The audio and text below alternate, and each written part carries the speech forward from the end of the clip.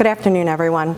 I'm Bucks County District Attorney Jennifer Shorn, and behind me to my left is Chief John Hearn of the Newtown Township Police Department, and to his right, Chief Martin McDonough of the Bucks County District Attorney's Office. Directly behind me, Detective Timothy Furman of the Bucks County District Attorney's Office, and to his right, Detective Frank Goodwin of the Newtown Township Police Department, and to his right, Detective Corporal Joe Camp of the Newtown Township Police Department, and to his right, Detective Nick Moffitt of the Newtown Township Police Department, and finally to his right, on the back row, is Captain Jason Harris of the Newtown Township Police Department. To my immediate right is the prosecuting attorneys from my office, Deputy District Attorney Brittany Kern and Assistant District Attorney Sarah Salvo. Thank you for being here. We're here to report that today, Meghan Macklin, who's 45 years old, from Philadelphia, was arrested for the October murder of 72-year-old Richard Scott MacFarland. She's in custody in Tennessee after fleeing Bucks County after the murder of MacFarland at his home at 55 Apple Hill Road in Wrightstown, Newtown Township, Bucks County. She's charged with first-degree murder, second-degree murder, robbery, abuse of corpse, and related charges. She remains in custody in Tennessee on $500,000 cash bail pending extradition to Pennsylvania to be arraigned on the murder charges. I must commend the detectives who conducted an outstanding investigation into this murder. A brief overview of the facts are as follows. At approximately 4 p.m. on Saturday, October 7th, an individual who was interested in purchasing the MacFarland residence was at the property at 55 Apple Hill Road in Wrightstown and discovered the body of a male laying inside the residence between the living room and the kitchen area. This individual believed he smelled smoke, so he called the fire department. The male was fully dressed and was laying on his back. The Lingenhaken Fire Department cleared the residence and confirmed it was safe to enter. Newtown Township Police arrived shortly thereafter and recognized the male to be the homeowner, Richard Scott MacFarland, who is 72 years old. Police treated the residence as a crime scene, and a deputy coroner came to the scene. The victim was confirmed deceased and was found to have multiple stab wounds and slash wounds, including one to his torso that exposed his intestines. He also had several defensive injuries to his hands and arms. Of note, the victim was fully dressed, wearing a button-down shirt that was fully buttoned, a fedora hat, shorts, and one shoe. It was clear that he was fully dressed to disguise the injuries that ultimately were the fatal stab wounds that ended his life. Police detectives processed the scene and numerous items were recovered, including bloody bedding contained in suitcases, a bloody rug that was wrapped up and hidden in a different room, a checkbook containing only deposit slips, and prescription bottles with the name of the defendant, Meghan Macklin. Police quickly learned that a black 2013 Mercedes sedan that belonged to Richard Scott MacFarland was missing from the residence. The police had been present 2 times previously at the residence on October 4th, approximately 22 hours apart from each other. The police first response was around 1 a.m. on October 4th when a female witness reported that Meghan Macklin had assaulted Richard Scott MacFarland.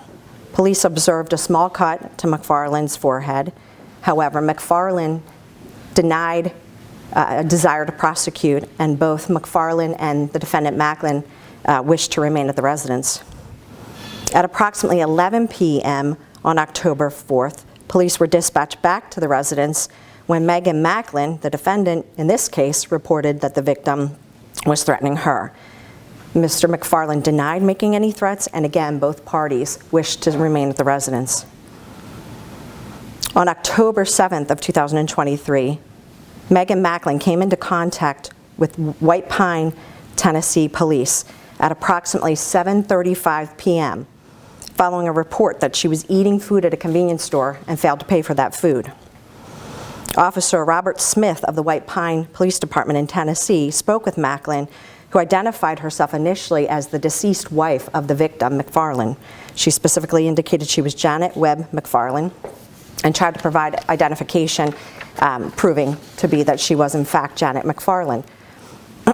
The White Pine police officer conducted an investigation and was incredibly diligent in his efforts because he realized that information she was providing did not add up. Macklin told police she was traveling with her husband, Scott MacFarland. She gave inconsistent statements about where her husband was, why she was in Tennessee, and how long she had been in Tennessee.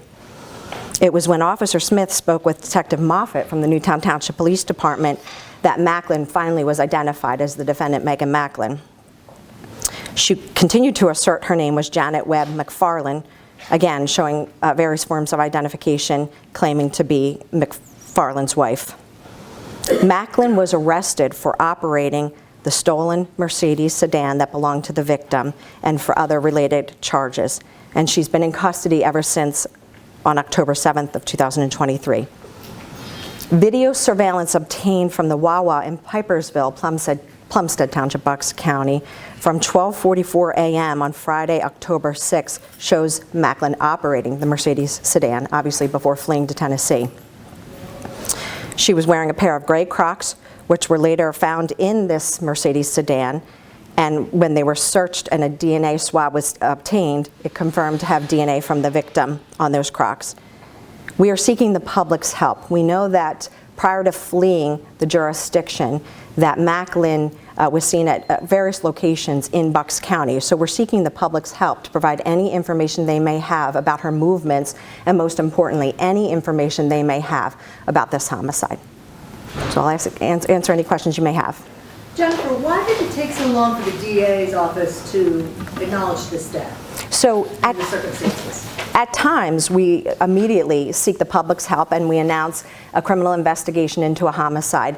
But there are times where, in order to maintain the integrity of the investigation, we choose not to do that. There are investigative steps that need to take place with us, allowing us the opportunity to pursue evidence without revealing some of the information we have. Is there a reason that was done in this case? It'll become more clear later, but obviously this was a very thorough investigation. There were twists and turns in this investigation and information that had to be ran down, and we knew that the community was safe because Macklin was in custody. So we made a decision that it was not appropriate to come forth until today with the information, but we do need the public's help. Based off the timeline here and the fact that she was caught in Tennessee on the 7th, what do you think the timeline is in terms of when this victim was killed? Do you think it was that same night when officers were called 2 times on the 4th? It's hard to say. We charged the range from the October 4th through the 7th.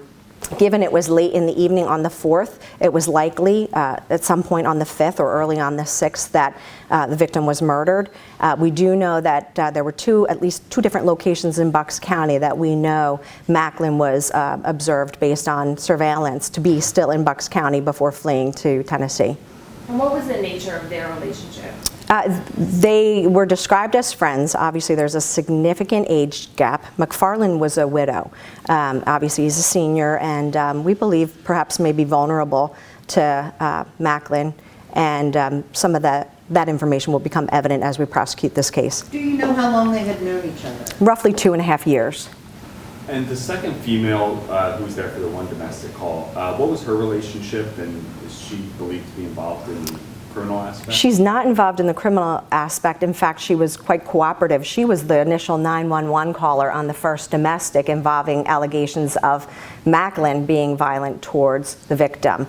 She's fully cooperative, and we have no reason to believe that she's involved in any way.